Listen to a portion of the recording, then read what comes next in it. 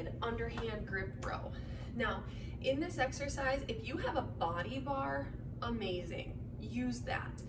If not, we're gonna be using dumbbells or kettlebells, but we're just going to pretend like our hands in an underhand grip are connected underneath our knees, okay? And the reason being is because we're gonna hit this real sweet spot in your back for your strength, and I don't want you to come all the way up. I want you to stay nice and low, okay?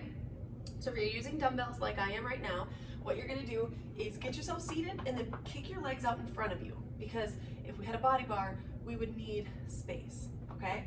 Now from here, sit yourself up nice and strong, tuck your ribs into your torso, okay? So we're not flaring, we're tucked in nice and tight. Then we hinge forward. So notice I'm like just on the tip of my butt here, okay? Now from here, we're gonna turn your hands underhand and imagine like these dumbbells are connected like a bar underneath our legs. Hinge forward as far as you can. If you're like, girl, my belly is in the way, I'm pregnant, or I just have a belly, okay? Like, because we all do, we have organs, okay? So what you're gonna do is just spread your feet out a little bit. Doesn't matter, just do it. Do what your body needs, okay? Hinge forward, okay? Get yourself comfortable, let your belly just be. Core is engaged. Dumbbells are in your hands in an underhand grip, and all you're gonna do is slide this back, and I want you to imagine that bar across is gonna come up and hit just the crease of the bottom of your butt, okay? Like this, right here. That's where we're hitting. So, we pull up and back, and slowly release. Up and back, and slowly release. So you are going to feel awkward, because normally in a row, okay, we pull and drive our elbow up pretty far, but in this position, we're not.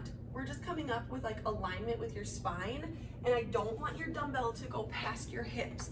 Again, remember, normally we would do this with like a barbell or a body bar, so we wouldn't be able to come up because it would hit our legs, all right? So if you're using dumbbells or kettlebells, you just have to imagine, but that doesn't take away from the movement, okay? It does not take away from the movement. Just don't let it come all the way up, okay?